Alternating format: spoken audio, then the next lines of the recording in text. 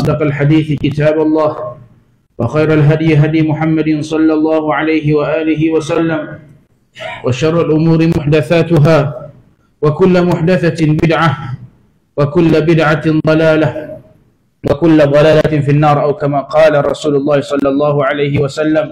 السلام عليكم ورحمة الله تعالى وبركاته. Alhamdulillah, kita panjatkan setinggi-tinggi syukur kita ke hadrat Allah Subhanahu wa taala kerana dengan taufik dan inayah Allah Subhanahu wa taala Allah rezekikan kita bertemu lagi dalam pertemuan kita yang kesekian kalinya. Insya-Allah tidak lain tidak bukan kita akan meneruskan lagi siri-siri tadabbur kita terhadap ayat-ayat Allah Subhanahu wa taala. Tuan-tuan dan puan-puan, hadirin dan hadirat sekalian, pada pertemuan yang lepas kita telah selesaikan perbincangan kita terhadap tadabbur suratul Ikhlas, surah yang ketiga daripada belakang. Maka insya-Allah pada kesempatan ini kita akan mulakan pengembaraan kita pada surah yang keempat daripada belakang, iaitu surah Al-Masad. Tuan-tuan dan puan-puan, hadirin dan hadirat sekalian, sebelum daripada kita mulakan, minggu lepas kita semua telah menghadapi satu perayaan yang besar, iaitu Idul Adha, di mana perayaan ini kita sambut setiap tahun dalam usaha kita menghidupkan sunnah Nabi sallallahu alaihi wasallam, juga dalam usaha kita memperingati pengorbanan yang telah berlaku dan dilakukan oleh Nabi Allah Ibrahim alaihissalam. Apa yang saya nak sampaikan di sini bahawasanya kalau kita singkap kembali sejarah Nabi Ibrahim alaihissalam, bagaimana Nabi Allah Ibrahim alaihissalam dikenakan ke atasnya satu ujian yang besar oleh Allah Subhanahu wa taala, iaitu dia kena korbankan Ismail. Tuan-tuan dan puan-puan, semua kita ada Ismail yang perlu kita korbankan. Semua daripada kita ada Ismail yang perlu kita korbankan. Dan Ismail setiap orang berbeza. Ada orang yang diuji oleh Allah Subhanahu wa taala dengan harta benda. Ada orang Ismailnya adalah masa. Ada orang Ismailnya adalah kehidupan dia.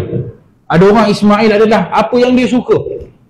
Setiap orang Ismailnya berbeza, pengorbanannya berbeza. Ala kulli hal, setiap orang akan diuji oleh Allah Subhanahu wa taala. Dan surah yang kita akan masuk ini, dia ada sangkut paut dengan ujian yang Allah berikan kepada seseorang, tetapi dia gagal untuk melaksanakan intipati daripada ujian tersebut. Surah Al-Masad. Maksud Al-Masad, kalau kita lihat dari sudut bahasa Arab, Al-Masad adalah sabut. Dan nama lain yang para ulama berikan kepada surah ini adalah surah, sama ada surah Tabbat bersempena dengan ayat yang pertama dalam surah ini, ataupun surah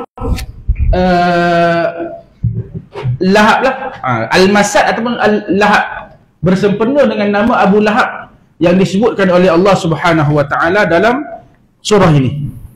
Baik, surah ini adalah surah Makkiyah, bermaksud dia diturunkan di Mekah, dan jumlah ayatnya ada 5 ayat keseluruhannya, pendek saja, dan antara surah yang terpendek dalam Al-Quran. 5 ayat dikira pendek lah, kan? Dikira pendek. Kemudian dia ada 23 kalimah dalam surah ini, dan jumlah hurufnya 81 huruf. Baik. Kenapa Allah Subhanahu wa taala namakan surah ini dengan Al-Masad? Sebagaimana biasa, kita terfikir, kita kena fikir. Dalam kita usaha tadabbur, kita kena fikir, kenapa surah ini dinamakan dengan nama sekian-sekian surah? Kita lihat surah An-Nas dinamakan dengan surah An-Nas kerana disebutkan Qul a'udzu birabbin nas. Kita sebut surah Al-Falaq dinamakan Al-Falaq kerana Allah Subhanahu wa taala suruh, kan, kita berselindung, meminta perlindungan daripada Rabbul Falaq. Dinamakan surah Al-Ikhlas kerana surah itu menyatakan kepada kita tentang tauhid. Bagaimana seorang hamba perlu untuk meletakkan diri dia dalam posisi hamba kepada Tuhannya. Bagaimana dia perlu ikhlaskan niatnya kepada Tuhannya. Al-Masad.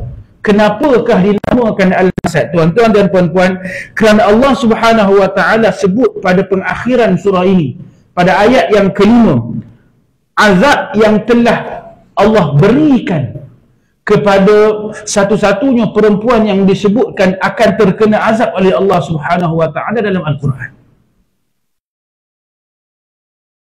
Okey? Azab yang telah Allah berikan kepada salah seorang perempuan yang disebutkan dalam Al-Quran yang terkena azab Allah Subhanahu wa taala. Siapakah perempuan ini? Siapakah gerangan lelaki yang dibicarakan dalam surah Al-Masad? Kita akan lihat insya-Allah. Baik. Surah Al-Masad, kalau kita lihat dalam landscape kita di Malaysia ataupun di mana-mana, kerana dia surah yang pendek, kebanyakan daripada budak-budak, kanak-kanak, remaja, orang tua, kebiasaannya dia ingat, orang Kelantan kata ingat mulut. Maknanya dia tak perlu nak hafal. Dia dengar 2-3 kali dia dah boleh ingat, kerana surah yang pendek dan surahnya agak catchy. Kerana dia rhythm dia cantik, kan? Rhythm dia cantik. Dia berakhir dengan perkataan atau huruf-huruf yang dekat-dekat sama, kan? A'udzubillahi minasyaitanirrajim. Kita tengok dulu secara asasnya. Ayat yang pertama, tabat yada abi lahabin wa tab. Tabat yada abi lahabin wa tab. Binasalah kedua-dua tangan Abu Lahab dan binasalah ia bersama-samanya. Ayat yang kedua, ma aghna anhu maluhu wa ma kasab. Hartanya dan segala yang diusahakannya tidak akan dapat menolongnya. Sayasla naran zata lahab. Ia akan menderita bakaran api neraka yang marak menjulang. Wa imra'atuhu hammalatal hatab, dan juga isterinya seorang perempuan pemunggah kayu api. Fi jidha hablum min masad. Di lehernya sejenis tali dari tali-tali yang dipintal. Okey, ini surah Al-Lahab. 5 ayat yang mudah dan sangat-sangat catchy dan kebiasaannya dihafal oleh mana-mana manusia pun. Okey. Cumanya, tidakkah terfikir dalam benak kita bila kita baca surah ini, kenapa Allah Subhanahu wa taala sebut nama Abu Lahab di dalam Al-Quran? Tidak ada seorang pun yang Allah sebut namanya secara jelas dalam Al-Quran untuk menyatakan kekufuran dia. Tak ada. Kecuali Abu Lahab. Yang disebutkan secara jelas Abu Lahab, nama Abu Lahab. Kenapa? Kenapa Allah sebutkan begini? Kan? Sedangkan pada zaman Nabi SAW, kita ada Abu Jahal dan kita ada macam-macam lagi penindas-penindas daripada kalangan kafir Quraisy yang berusaha untuk memadamkan Islam, tetapi mereka tidak diiktiraf oleh Allah Subhanahu wa taala. Sebagaimana Allah sebutkan nama Abu Lahab, Allah pahatkan dalam Al-Quran. 1444 tahun kita masih kita baca nama dia dalam Al-Quran. Kenapa? Apakah yang Abu Lahab buat sehingga menjadi nama yang selalu didendangkan sampai ke akhir zaman lah? Sebab dalam Al-Quran ada nama dia. Kenapa macam tu? Kan? Menunjukkan kepada kita satu benda. Mungkin Abu Lahab ni sejahat-jahat manusia lah. Mungkin. Kan? Kita tak tahu lagi. Itu mungkin sangkaan kita. Bila kita tengok, Abu Lahab seorang je baca Quran ni banyak. 6,200 something ayat. Tak ada seorang pun nama orang kafir disebutkan. Yang sebut mungkin sifat munafik, kan? Sifat orang kafir macam mana, sifat orang ni yang lawan Islam macam mana. Itu disebutkan sifat. Tetapi nama secara khusus disebutkan dalam Al-Quran, tak ada seorang pun disebutkan kecuali Abu Lahab. Dalam surah ini. Baik. Untuk membantu kita memahami kenapa Abu Lahab disebutkan dan bukan orang lain, kita kena kenal dulu siapa Abu Lahab. Okey, secara ringkasnya Abu Lahab ini kita boleh karakteris dia dengan tiga sifat. Yang pertama, Abu Lahab dia seorang yang terkenal di kalangan penduduk Mekah dan antara yang terkaya di Mekah. Dia seorang yang sangat terkenal dan antara orang yang paling kaya di Mekah. Itu yang pertama. Yang kedua sifatnya adalah dia Ada yang mengatakan bahawasanya Abu Lahab ni dia penjaga kunci Baitul Mal di Mekah. Kalau kita tahu, Mekah pada zaman Nabi SAW diperintah oleh puak Quraisy. Dan puak Quraisy itu diperintah oleh keluarga-keluarga Nabi SAW. Sebab itu dalam satu hadis Nabi sebut, sesungguhnya aku diciptakan daripada kalangan makhluk-makhluk Allah yang lain. Kan makhluk-makhluk Allah banyak. Ada pokok, ada matahari, ada bulan, ada bintang. Tapi Allah ciptakan Nabi dari kalangan manusia. Ada jin, ada haiwan dan sebagainya. Allah ciptakan daripada kalangan manusia. Inna Allah khalaqal khalq faj'alani min khairihim min khair, kan? Dalam hadis yang panjang itu, kan? Kemudian daripada kalangan manusia, banyak zaman yang Allah boleh pilih Nabi untuk diciptakan, tapi Allah pilih Nabi diciptakan pada zaman Nabi. Dan daripada zaman dia ramai kabilah-kabilah yang ada, tetapi Allah pilih untuk ciptakan Nabi dalam kabilah yang terbaik di kalangan yang terbaik. Dan dari kabilah tersebut, kabilah Quraisy, kan, ada banyak rumah-rumah yang boleh Allah pilih Nabi untuk dilahirkan padanya, tetapi Allah pilih Nabi untuk dilahirkan pada rumah pemimpin nombor 1 di Mekah. Daripada kalangan kabilah Quraisy, pemimpin nombor 1, Nabi dilahirkan kat situ. Maka di kalangan keluarga yang menjadi pemimpin kafir Quraisy di Mekah pada waktu itu, dikatakan Abu Lahab ini pemegang kunci Baitul Mal, Menteri Kewangan. Menteri Kewangan Mekah. Maka dia seorang yang punya kuasa. Dia seorang yang terkenal dan dia memang kaya, daripada keluarga yang kaya. Dan nama sebenarnya adalah Abdul Uzza. Uzza adalah nama sembahan berhala kaum kafir Quraisy ketika itu. Maka nama sebenarnya adalah Abdul Uzza. Macam kita lah, Abdullah, kan, ada Abdul Rahman, Abdul Rahim, semua ini kan hamba kepada Allah, hamba kepada Allah yang Ar-Rahman sifatnya, hamba kepada Allah yang Ar-Rahim sifatnya, kan. Maka Abu Lahab namanya adalah Abdul Uzza, hamba kepada Tuhan Uzzah yang disembah oleh kaum kafir Quraisy. Baik. Dan kenapa nama panggilannya Abu Lahab? Kan? Adakah nama anaknya Lahab? Kenapa? Maka kita dapat lihat para ulama, para sejarawan mengatakan bahawasanya dalam budaya orang Arab, mereka meletakkan perkataan Abu pada sesetengah tempat yang bukan menyatakan dia ayah kepada seseorang. Macam saya, anak saya nama Afaf, maka saya letakkan nama saya punya lakab Abu Afaf. Kan, biasanya budaya orang Arab dia akan letakkan nama panggilan lah, kan. Nama panggilan Abu, nama anak sulung kita apa? Kan, nama Abdullah Abu Abdullah. Akan nama contohnya Umar, Abu Umar. Contohnya kan nama apa-apa?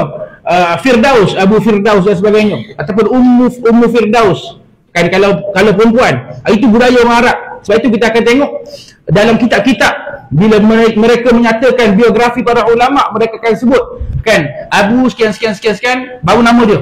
Abu Abdullah Uthman ibn sekian, Abu Umar sekian nama. Dia kata Abu apa dulu? Kunyah dia dulu, gelaran dia dulu, kan. Jadi Abu Lahab ini satu gelaran yang diberikan oleh kaum kafir Quraisy kepada Abdul Uzza ini. Dan Abu Lahab bukan bermaksud ayah kepada Lahab, tetapi dia bermaksud apa? Dalam penggunaan orang Arab, Abu ni boleh digunakan kepada menyatakan sifat seseorang. Abu Lahab, contohnya dalam bahasa Arab kita panggil durian Abu Syaukah, kan, yang punya duri, kan. Tuan empunya duri, dia duri banyak durian, kan, Abu Syaukah. Ataupun rambutan Abu Sya'arah, yang punya rambut, kan dia banyak rambut-rambut, kan. Kita panggil Abu Sya'arah dan sebagainya. Ataupun kalau kita tengok dalam sejarah Nabi SAW, Nabi pernah panggil Sayyidina Ali dengan gelaran Abu Turab. Abu Turab, kan. Abu Turab yang maksud bapa tanah, ataupun yang ada kaitan dengan tanah, kan. Kerana satu hari Ali radhiyallahu anhu berbaring di tanah dan baginda datang dan nyapu-nyapu tanah daripada belakang Ali, kan. Maka Nabi pun letakkan Abu Turab. Ataupun sahabat yang sangat famous yang meriwayatkan hadis paling banyak dalam Sahih Bukhari dan sebagainya, nama apa? Abu Hurairah. Pernah dengar Abu Hurairah? Nama ni bukan Abu Hurairah. Abu Hurairah kerana dia sentiasa bila jumpa Nabi, Nabi sentiasa nampak dalam poket dia banyak kucing-kucing. Dia letak anak kucing dalam poket baju dia, poket seluar dia. Kan? Dia selalu dengan kucing, maka Nabi letak nama dia Abu Hurairah. Bukan nama dia. Itu nama gelaran yang diberikan kepada dia. Maka Abu Lahab juga nama gelaran yang diberikan kepada Abdul Uzzah ini, yang membawa erti apa? Maksudnya apa? Maksud Lahab adalah merah menyala. Merah menyala. Ada yang kata Abu Lahab diberikan maksud ini, yang pertama kerana ketampanan. Jadi seorang yang berkulit putih, kemerah-merahan. Okey, berkulit putih, kemerah-merahan kerana dia seorang tampan, handsome. Kan? Dan dia dianggap oleh kafir Quraisy sebagai, kalau macam kita sekarang, influencer lah, artis. Kan? Orang semua sanjung dia. Okey? So kulit kemerah-merahan. Ada yang kata dia diberikan gelaran Abu Lahab kerana ketokohan dia yang seakan-akan lilin yang menerangi kaum kafir Quraisy ketika itu. Kerana dia seorang yang dia famous, dia kaya, dia pemimpin, dan juga ketokohan dia itu dia lihat memayungi orang-orang lain. Maka orang panggil dia kan dengan Abu Lahab, sempena gelaran macam akan dia adalah satu batang api yang menyala menerangi kaum kafir Quraisy yang ada. Okey, so itu pendapat-pendapat yang ada, tetapi yang tidak boleh disanggah lagi, Abu Lahab merupakan seorang yang sangat tampan, yang sangat handsome dan sangat terkenal. Baik, sedikit maklumat lagi tentang dia. Dia adalah daripada keturunan yang hebat. Saya katakan tadi, dia adalah daripada keturunan yang hebat. Dia adalah cucu kepada Hashim bin Abdul Manaf. Hashim bin Abdul Manaf siapa? Hashim bin Abdul Manaf merupakan moyang kepada Nabi SAW. Dia cucu. Bermaksud dia adalah siapa? Dia cucu kepada Hashim bin Abdul Manaf. Dan Hashim bin Abdul Manaf merupakan moyang Nabi. Maka dia adalah pakcik Nabi. Dia adalah pakcik Nabi. Kan? Dia daripada satu jalur yang sama dengan Nabi. Dia jalur atas sikit pada Nabi. Dia adalah cucu kepada Hashim bin Abdul Manaf, dan Nabi adalah dan Hashim bin Abdul Manaf adalah moyang kepada Nabi SAW. Baik. Hashim adalah orang besar Mekah, dan dialah yang memulakan memberi makan kepada orang yang mengerjakan haji. Kerana sebelum zaman Nabi SAW, ibadah haji itu sudah ada, cuma dengan kaifiat dan manasik yang berbeza. Kan? Jadi keturunan Hashim adalah keturunan yang dihormati di Mekah, malah di tanah Arab. Kan? Dihormati kerana ketokohan mereka, kerana kepimpinan mereka, dan kerana sifat mereka yang sangat pemurah kepada sekalian yang datang ke bumi Mekah ketika itu. Abu Lahab juga adalah bapa saudara kepada Nabi SAW, dan at the same time dia merupakan besan kepada Nabi SAW. Anak Abu Lahab berkahwin dengan anak Nabi SAW. Dua orang anak Abu Lahab berkahwin dengan anak Nabi SAW. Okey, pada zaman itu kahwin sama-sama dengan kahwin dengan sepupu, kahwin dengan anak saudara itu benda biasa pada budaya orang-orang dulu. Budaya kita sekarang dia adalah satu benda yang janggal, kan. Orang kita kata kalau kahwin dengan nasab yang dekat-dekat ni, kan, orang kata keturunan tak menjadi. Tu orang tua-tua kata. Kan, kalau kahwin dengan dekat-dekat sepupu sepapat dan sebagainya, keturunan tak menjadi, macam-macam penyakit lah, macam-macam lah. Tak tahulah khurafat kita nak panggil apa kepercayaan ini, tapi itu yang berlaku sekarang. Dulu benda ni biasa. Okey, so dia adalah bapa saudara kepada Nabi SAW. At the same time dia adalah besan Nabi SAW kerana anak mereka berkahwin sesama mereka. Baik. Selain daripada Abu Lahab, diceritakan juga dalam surah ini berkenaan dengan isteri Abu Lahab. Wa imra'atuhu hammalatal hatab. Siapakah isteri Abu Lahab? Kita tengok. Isterinya bernama Urwah. So Urwah kita biasa dengan orang nama lelaki. Kan? Jadi Urwah ini nama isterinya. Dalam budaya Arab juga banyak nama yang kita gunakan sebagai nama lelaki di Malaysia merupakan nama perempuan. Dan banyak nama perempuan yang kita gunakan di Malaysia merupakan nama lelaki. Kalau di negara Arab, contohnya nama Bushra, boleh guna dua-dua. kita guna Firdaus, nama lelaki. Tapi kalau pergi negara Arab, sampai sekarang pun Firdaus ini semua perempuan, tak ada lelaki. Begitu balik. Sama juga dengan Urwah. Kita ada Urwah bin Zubair, nama lelaki. Tetapi Urwah juga digunakan untuk nama perempuan, dan nama isteri kepada Abu Lahab ini namanya Urwah.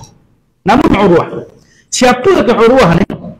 Yang pertama, Urwah juga merupakan seorang yang datang dari jalur keturunan yang hebat, iaitu daripada keturunan Umayyah. Dia merupakan cucu kepada Umayyah. Dan Umayyah ini merupakan satu lagi jalur keturunan yang dihormati di Mekah ketika itu. Kan dia ada beberapa kabilah, dan kabilah-kabilah ini yang pegang tampuk pemerintahan pada ketika itu. Kan kabilah Nabi, keluarga Nabi Bani Hashim, dan kabilah Umayyah, satu kabilah juga yang masyhur di tanah Arab, yang mana sangat-sangat dipandang tinggi oleh orang Arab. Oleh itu, apabila Urwah ini berkahwin dengan Abu Lahab, maka jadilah wedding of the year ketika itu. Kan orang sangat-sangat beri perhatian, kerana Abu Lahab dengan ketampanannya, dengan kemasyhurannya, dengan kepimpinannya, berkahwin dengan seorang lagi, kan, gadis Urwah ini yang juga daripada keturunan yang hebat, yang juga terkenal dengan kecantikannya dan sebagainya. Bila berkahwin dua ini, seakan-akan kan majlis perkahwinan yang sangat diraihkan dan sangat diberi perhatian. Okey? Kerana kedua-duanya daripada keturunan yang hebat. Dan Urwah, satu sifat Urwah dia sangat berbangga dengan keturunannya. Ada orang yang biasa dia suka untuk tunjuk benda-benda kan. Kan ada orang yang dia suka tunjuk handbag dia suka tunjuk jam mahal-mahal, dia suka tunjuk kereta mahal-mahal kan. Dan ada juga orang kan yang dia suka ingatkan orang tentang nasab keturunan dia. Aku anak sekian-sekian kan, aku kenal sekian-sekian orang kan. Urwah ni dia orang yang macam tu. Dia suka untuk bangga dengan keturunan dia. Dia suka untuk ingatkan orang, aku anak cucu kepada Umayyah, aku cucu kepada orang yang hebat kan, maka kau kena respect aku kan. Jadi itu sifat yang ada pada Urwah. Dan nama panggilan yang diberikan oleh manusia ketika itu kepada Urwah ni, Jamil, ibu kepada kecantikan. Ummu Jamil kan, kerana semestinya kerana dia cantik lah kan, disebutkan Ummu Jamil, ibu kepada kecantikan, ibu kepada orang yang cantik, kerana dia juga orang yang cantik. Dan memang sudah jelas dan nyata lagi lah, sesuai lah merpati sejoli ini kan, bersama-sama membina rumah tangga, dan bersama-sama nama mereka disebutkan dan dipahatkan dalam Al-Quran kerana pengorbanan yang Allah suruh mereka lakukan, mereka tak buat. Okey? Kita sudah kenal sedikit tentang Abu Lahab dan isterinya. Maka timbul dalam benak fikiran kita, kenapa Abu Lahab ini teruk sekali dikutuk oleh Allah Subhanahu wa taala sehingga Allah kata sebegitu rupa. Yang pertama, para ulama mengatakan Abu Lahab orang yang paling banyak dikutuk oleh Allah Subhanahu wa taala secara jelas dalam Al-Quran, kerana dia adalah musuh Nabi yang paling kuat menentang dakwah Nabi sallallahu alaihi wasallam. Dialah kepala orang-orang yang menentang Nabi sallallahu alaihi wasallam, dan semua idea-idea untuk menghancurkan Islam datang daripada kepala Abu Lahab. Semua. Okey? Memang tidak dinafikan pada zaman Nabi sallallahu alaihi wasallam ramai lagi manusia-manusia lain yang cuba untuk menghapuskan dakwah Nabi sallallahu alaihi wasallam, tetapi cubaan-cubaan mereka tidak boleh lawan besarnya cubaan-cubaan yang dilakukan oleh Abu Lahab. Itu yang pertama. Yang kedua adalah Abu Lahab merupakan jiran Nabi sallallahu alaihi wasallam, dan rumah Abu Lahab sebelah rumah Nabi. Sebelah rumah Nabi. Dan kita kena lihat, bila kita sebut jiran pada zaman itu, dia bukan sebagaimana jiran pada zaman kita. Kita rumah mungkin rumah banglo kan, rumah terbuat daripada batu-batu yang indah dan cantik. Tetapi pada zaman itu dinding lepas kamar dan sebagainya saja. Okay. Dia merupakan jiran Nabi SAW dan mereka berkongsi dinding yang sama. Dinding yang sekeping itu, yang tak kuat itu, kan, dan yang boleh dengar apa-apa semua benda daripada dinding sebelah, kan. Sangat-sangat rapat dengan rumah Nabi SAW, dan kerana Abu Lahab sangat benci kepada baginda Nabi SAW, kebanyakan waktu dia sentiasa membuang najis dan kotoran, membuang sampah sarak ke dalam rumah baginda Nabi SAW. Kerana dindingnya tak ada dah tinggi, kan? Dan tak ada lah tebal. Boleh je nak campak-campak apa-apa benda dia campak je. Kerana bencinya dia kepada Nabi SAW. Kan? Maka senang saja untuk dia melemparkan kekotoran itu ke dalam rumah baginda.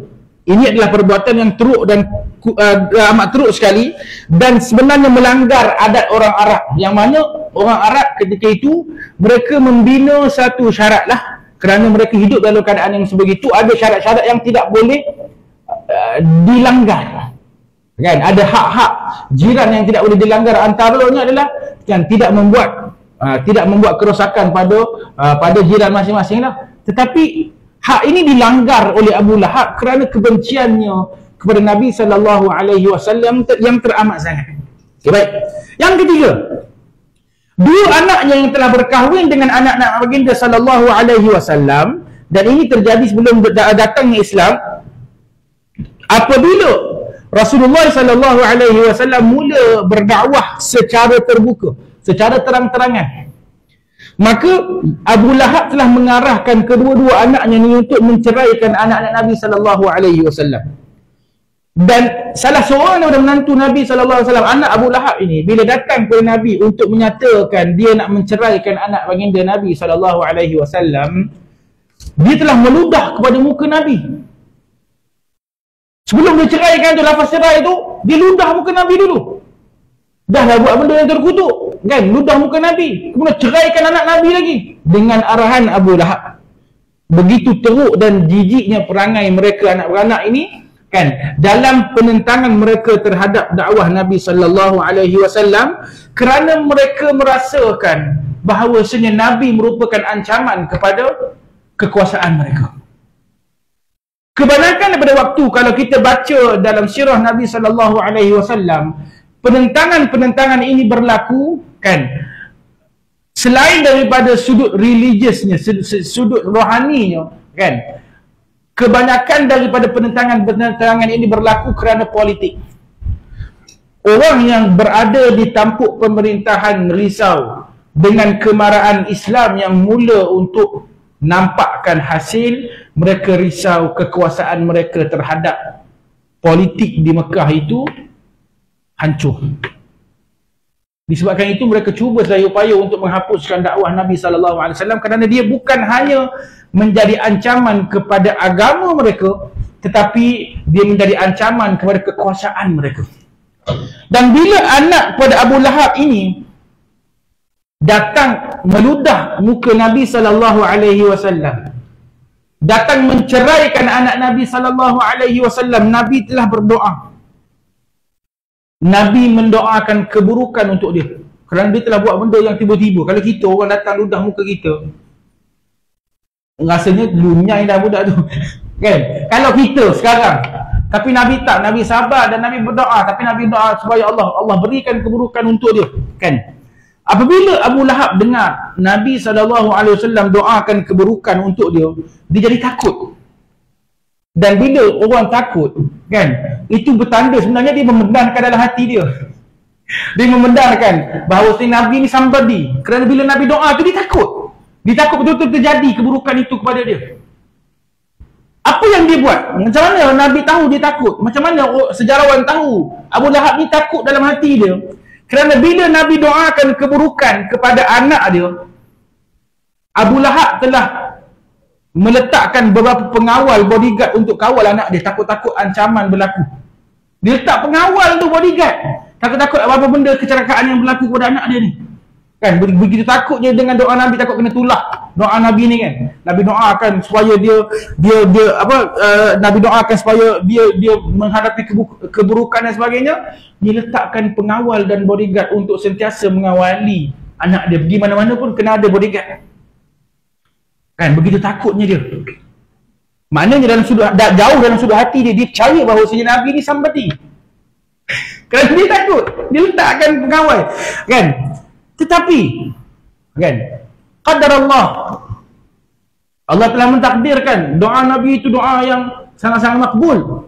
Walaupun diletakkan pengawal dan bodyguard untuk mengawal anak dia ni, kan, pada satu permusafiran anaknya itu juga telah mati di baham singa. Mati juga di baham singa. Walaupun telah diletakkan bodyguard 2-3 orang untuk mengawasi dia. Bila mana kan kita sebagai manusia kita fikir kita adalah sehebat-hebatnya orang, kan, tidak ada kuasa yang selain daripada kita, maka kita akan anggap semua benda ini bawah kekuasaan kita. Sedangkan bila kita lihat dalam sejarah-sejarah umat Islam, dalam sejarah-sejarah Nabi SAW, sebaliknya berlaku, ditunjukkan kepada kita macam mana pun kita, kan, macam-macam mana pun kita jaga sesuatu, kalau Allah nak ambil daripada kita, Allah akan ambil macam tu je. Kan? Baik. Seterusnya, anak lelaki Nabi SAW, salah seorang yang mati pada waktu kecil. Kan? Mati ketika umur yang kecil.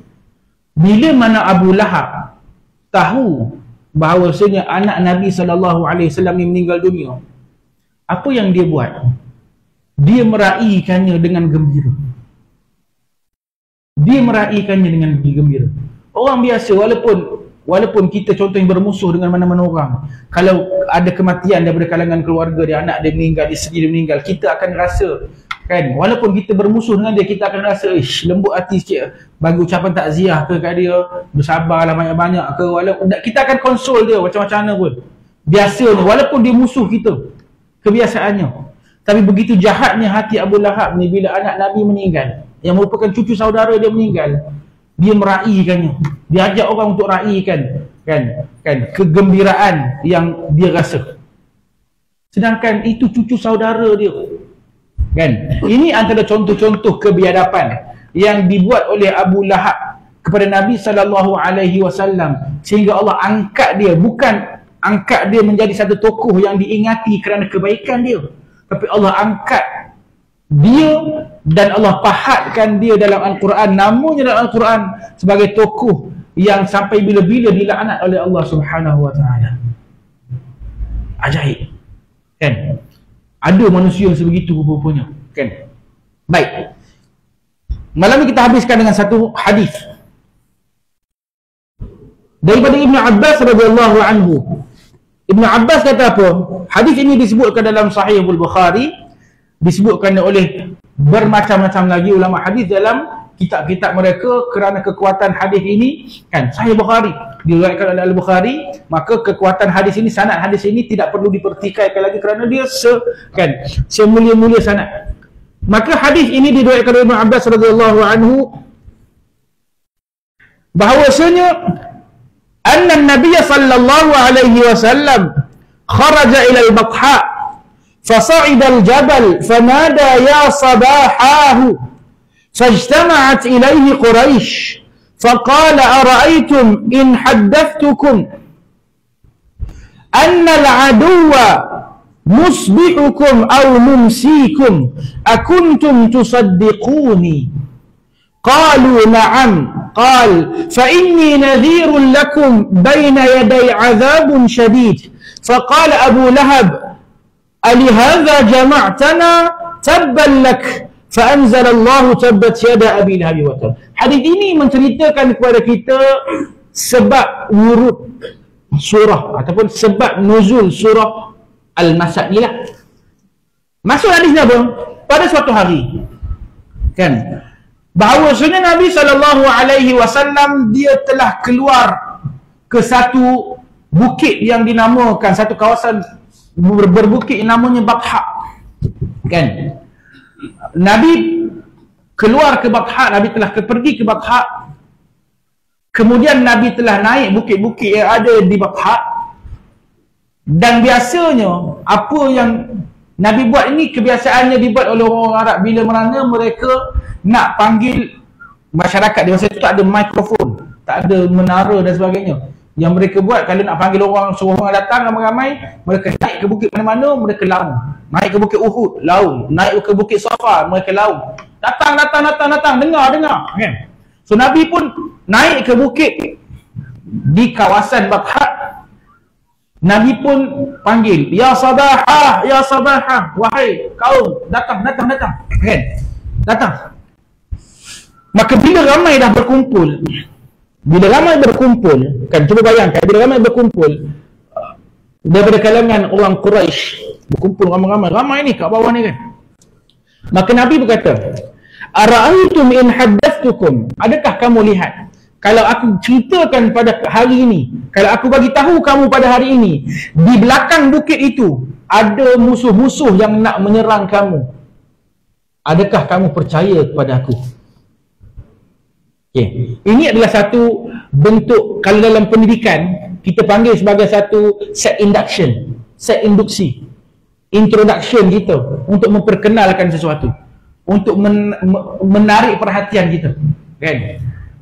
Jadi Nabi sebut, adakah kamu melihat kalau hari ini aku bagi tahu kamu belakang bukit itu ada musuh-musuh yang datang nak serang kita, sama ada pagi ni ataupun esok, adakah kamu akan percaya aku? Nabi start dengan tu dulu. Maka orang pun cakap, kami percaya. Kerana pada waktu itu Muhammad ini seorang figur yang sangat dipercayai. Kerana Nabi dapat gelaran Al-Amin sebelum daripada kerasulan.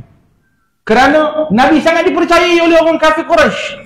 Mereka sangat percaya Nabi sehingga mana Nabi lah menjadi tukang jaga kambing pada kaum kafir Quraisy. Semua suruh Nabi jaga. Kerana Muhammad ini dia tak pernah belok kepada kepercayaan orang. Kerana itu Nabi dapat gelaran Al-Amin. So bila Nabi cakap macam tu, ra'aitum, kan, adakah kamu lihat kalau aku sebutkan belakang bukit itu ada musuh yang nak serang kamu hari ini, adakah kamu percaya? Qalu na'am, mereka kata kami percaya. Kerana kamu Al-Amin. Walaupun mereka tidak beriman, tapi mereka percaya kalau Nabi sebut ada musuh nak serang, memang akan ada musuh nak serang. Kan?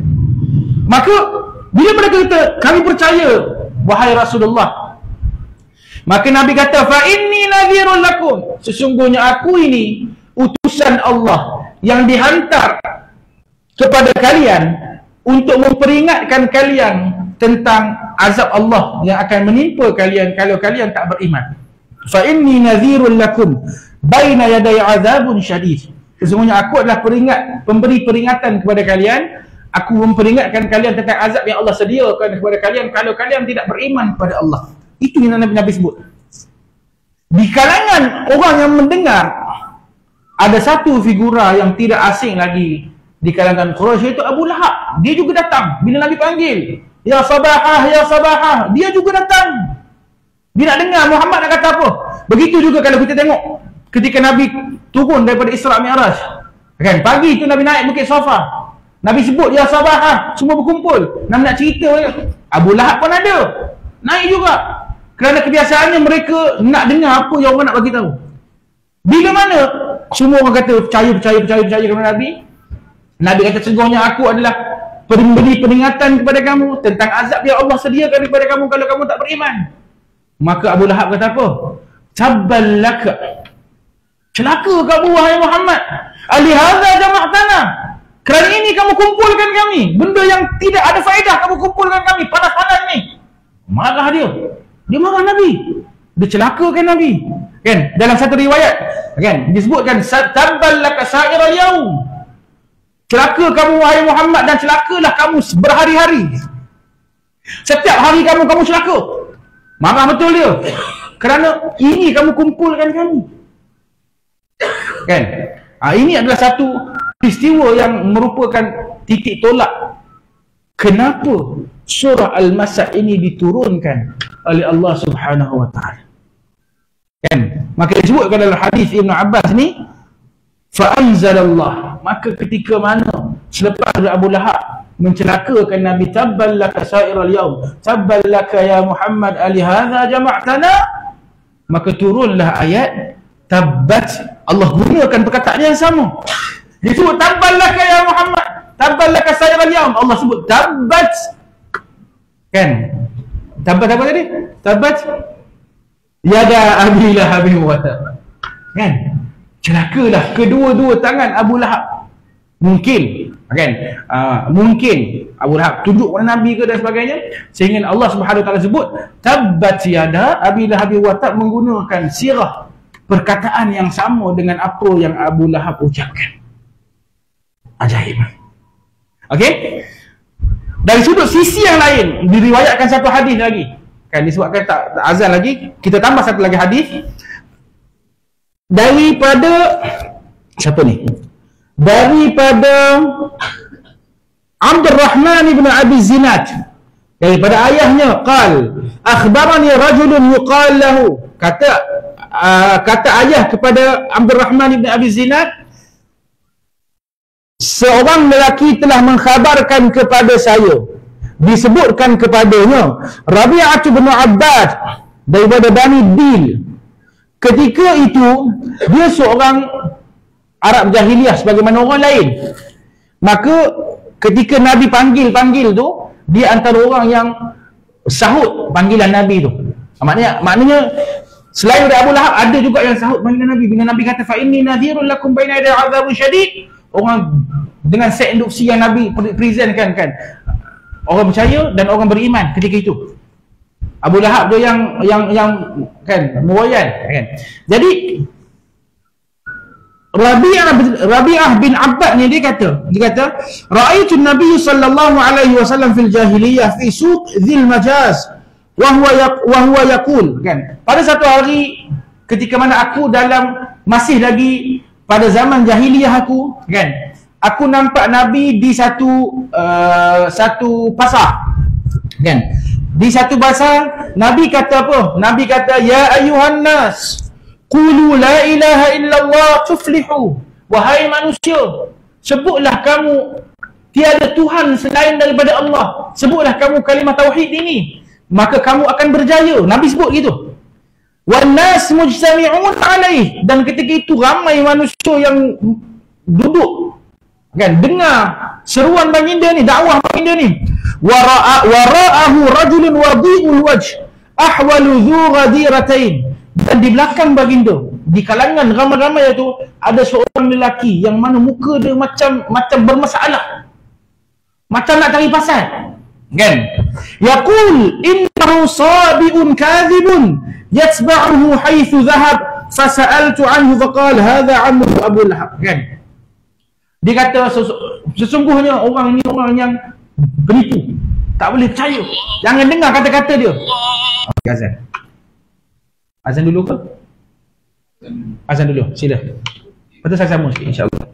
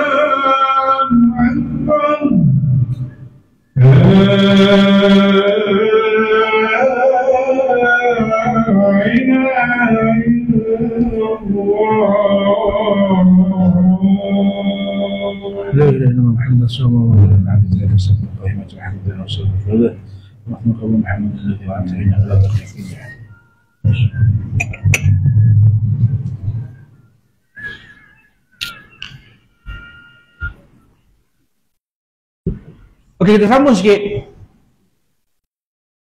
Lelaki tersebut mengatakan innahu sabiun kadhib. Dia adalah seorang yang dia adalah seorang kadzab, dia seorang penipu, jangan ikut dia. Kan? Maka Rabi'ah ni tanya orang di keliling, siapa tu? Kan? Hadza ammuhu Abu Lahab. Sesungguhnya orang tu adalah pakcik dia. Apa saudara dia? Abu Lahab. Apa saudara sendiri. Bila Nabi pergi, dia pun bagi tahu orang lain, jangan ikut dia ni, menipu, penipu. Kan? Jadi ini menunjukkan kepada kita bahawasanya Abu Lahab namanya diangkat oleh Allah Subhanahu wa taala sebagai orang yang sangat-sangat menderhaka kepada Allah Subhanahu wa taala kerana beberapa faktor yang telah kita sebutkan tadi. Antaranya kerana dia adalah orang yang paling dekat nasabnya dengan Nabi sallallahu alaihi wasallam di kalangan orang kafir, dan dia adalah penentang terbesar yang ada pada zaman Nabi sallallahu alaihi wasallam yang telah melakukan penghinaan, cercaan, tuhmahan dan berbagai-bagai lagi perkara-perkara yang buruk kepada Nabi dan keluarga Nabi sallallahu alaihi wasallam, sehingga menjadikan dia ini diiktiraf kejahatannya oleh Allah Subhanahu wa taala. Okey, insya-Allah pada pertemuan yang akan datang kita akan lihat satu persatu ayat-ayat dalam surah Al-Masad ini supaya kita lebih faham apa yang berlaku, kenapa ia berlaku, dan bagaimana kita nak faham pengajaran-pengajaran yang ada dalam ayat-ayat ini, insya-Allah. Jadi saya rasa itu sahaja untuk pertemuan kita kali ini.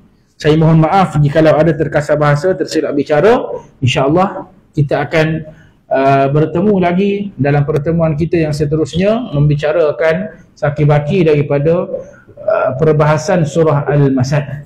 Aqulu qawli hadza wa astaghfirullahal azim li wa lakum. Wassalamu alaikum warahmatullahi taala wabarakatuh.